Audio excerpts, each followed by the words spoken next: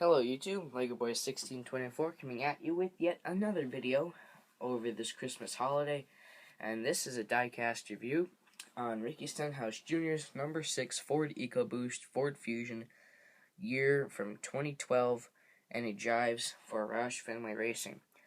Even though this car, I believe, is lacking the rookie stripes it's supposed to have, and this car was only driven, I believe, in the Daytona 500, but this paint scheme was copied, so to speak, by Matt Kenseth and cousin Carl. It's still a cool car. I don't know if Jack Roush was planning on using this paint scheme for Kenseth and changing up the colors for Edwards or not, because I don't really follow Roush. I don't really have a Twitter or Facebook, so if he posted that, I wouldn't know. So I don't know if this paint scheme was intentionally used for the 17 and the 99 or not, but I still like it a lot. And let's get on with this review. So here's a 360 view of this box. It's the usual Roush Fenway Racing 25 winning years box, featured in 2012. So yeah, it's a decent box. I believe it's my second. Yeah, this is my second Roush box of this year.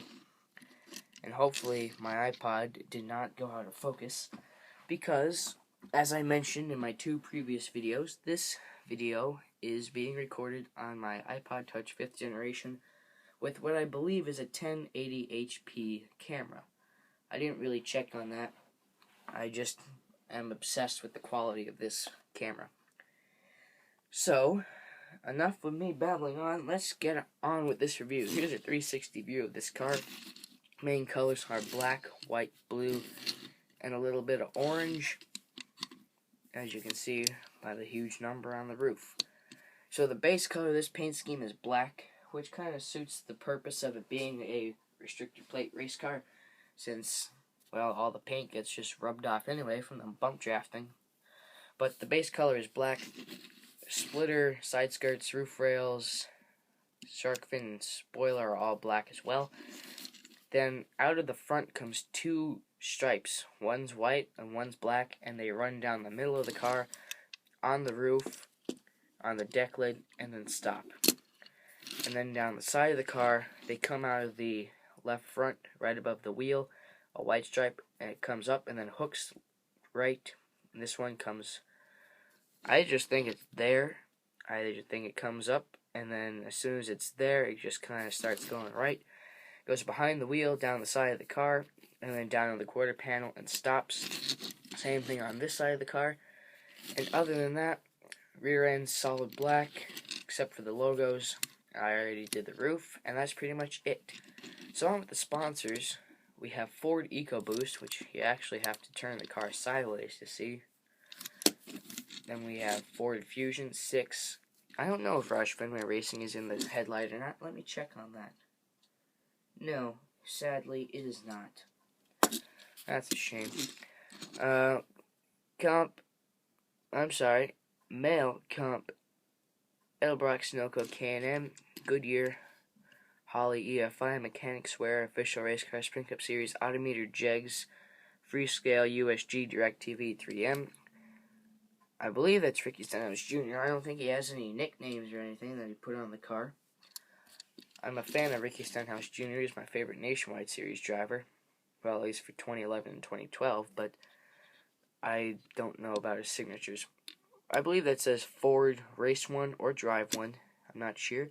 Then we have Valvoline 6, the arrow for the jack. Some stupid sponsor on practically all the Fords that I reviewed this year, and I still don't know what the hell it is. Then we have Mag Tools, Sherwin-Williams, and Champion Spark Plugs. Nothing on the C-Post, Ecoboost Ford. That's interesting to say the least.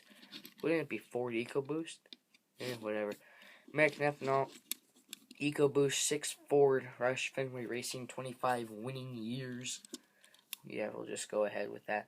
Ford Ecoboost, and the size is the same. Now, in all reality, out of all the 25 years, I'm not even sure how many championships has Jack Roush won.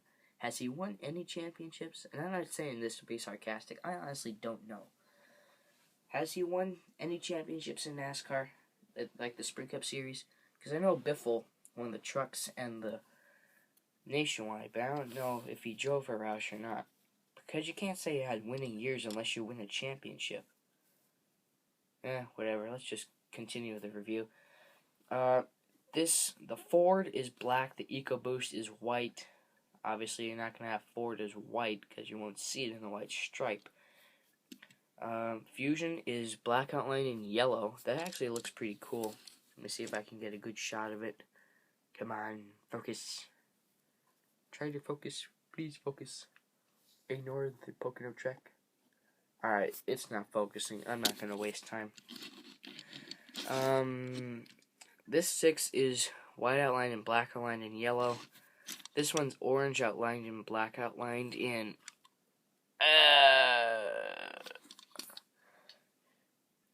outlined and blue outlined in yellow. So orange, black, blue, yellow. That's actually a pretty cool color combination.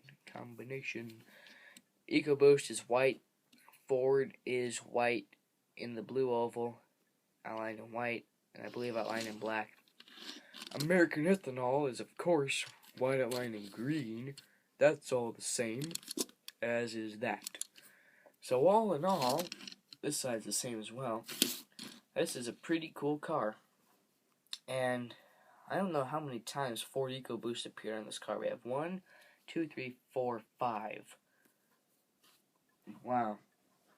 Ricky Stenhouse Jr. Jack Roush could not get Stenhouse any other sponsors for the Daytona 500.